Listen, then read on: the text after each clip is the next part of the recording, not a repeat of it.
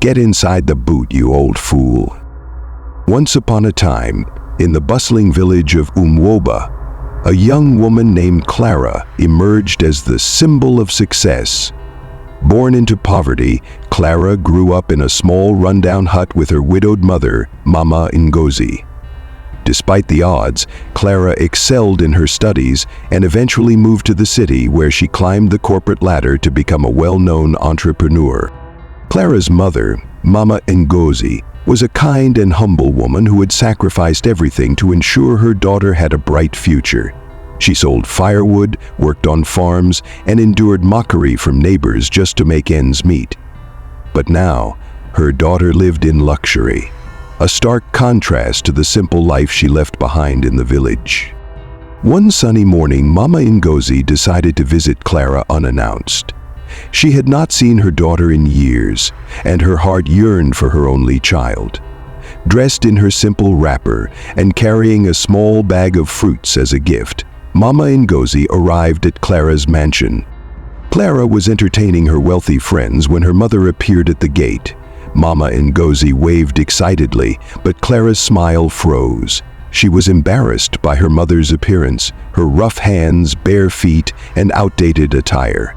Clara quickly walked outside and whispered harshly, "Mama, what are you doing here?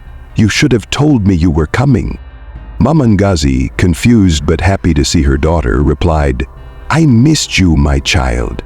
I wanted to surprise you." Clara sighed and glanced at her friends, who were peering through the window, laughing. "Mama, I can't have you looking like this in front of my friends. Please go back to the village." Mama Ngozi's face fell, but she held her composure. "Clara, I came to bless you and see the fruit of my labor. But if you want me to leave, I will." Clara hesitated. She knew her friends would mock her endlessly if they saw her mother. "Fine," she said. "You can stay, but you can't be seen. I have an important event today, and I don't want anyone knowing you're here."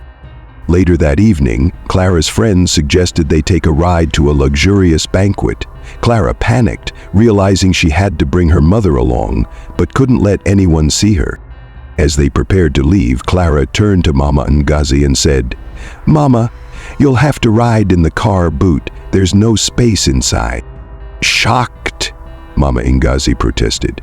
"But Clara, I'm your mother. How can I ride in the boot?" Clara snapped, "Do you want me to lose my reputation? Get in or stay here." Tears streamed down Mama Ngozi's face as she climbed into the boot. Clara slammed it shut and drove off, laughing and chatting with her friends as if nothing had happened. On their way to the banquet, the car began to make strange noises. Clara ignored it, thinking it was just a minor issue. But soon, the car broke down on a deserted road.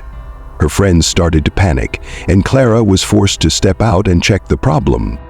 Meanwhile, Mama Ngozi, cramped and in pain, prayed silently in the boot.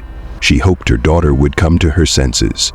As Clara opened the boot to retrieve a spare tire, her friends saw Mama Ngozi curled up inside.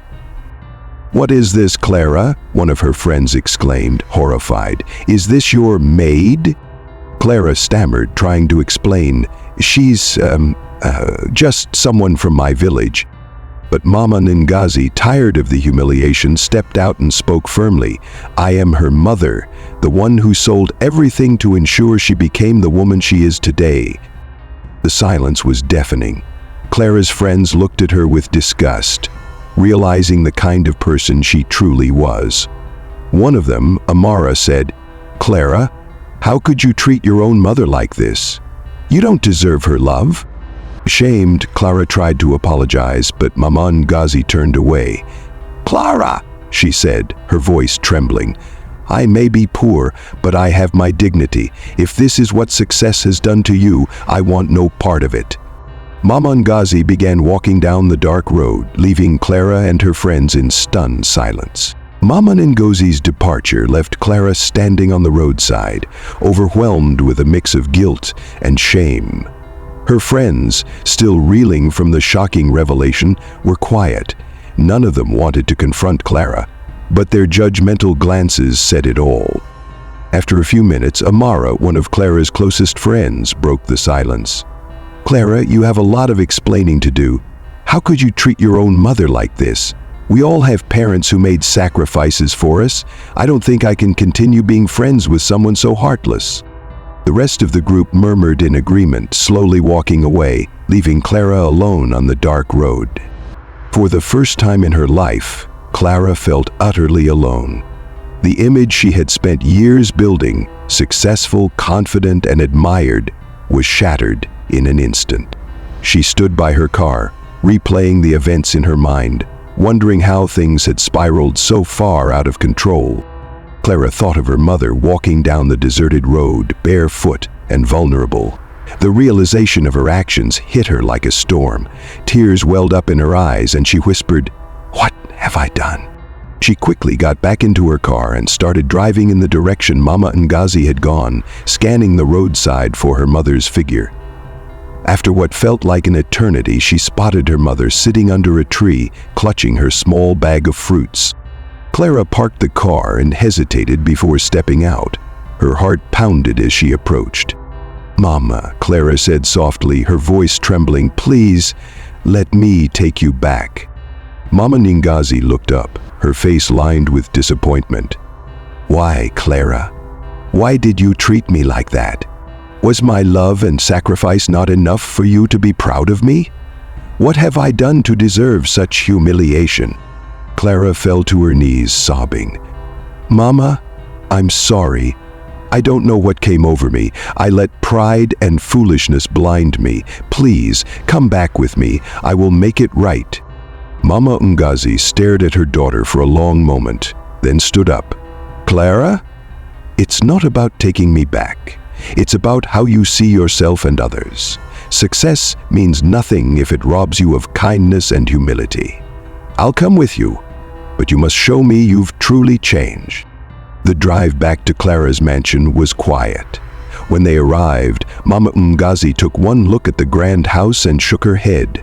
"All this wealth, yet no peace," she muttered. Clara begged her mother to stay with her permanently, but Mama Ngozi refused.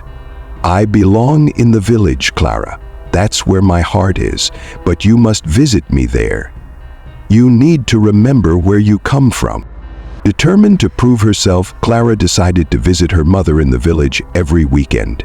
She also began donating to the community, helping the less fortunate in honor of Mama Ngozi's sacrifices. Weeks later, Clara organized a grand banquet, inviting her influential friends and colleagues. This time, she made sure to include her mother as the guest of honor. When Mama Ngozi arrived, she was dressed in a simple yet elegant outfit Clara had gifted her. As Clara introduced her mother to the crowd, she spoke with pride and emotion. "This is the woman who made me who I am today. Every success I've achieved is because of her sacrifices and unwavering love. I owe everything to her." The crowd erupted in applause, and Mama Ngozi's eyes filled with tears. For the first time, she felt truly appreciated. Clara's journey of redemption was not easy, but it taught her the importance of humility and family. She learned that true success is measured by how you treat those who love and support you, unconditionally. Mama Ngozi returned to the village, but her relationship with Clara became stronger than ever. Clara continued to visit her, bringing joy and laughter to the simple life she had once been ashamed of. The story of Clara and Mama Ngozi reminds us of the dangers of pride and the value of humility. It teaches us to cherish our roots and honor those who sacrifice for our success.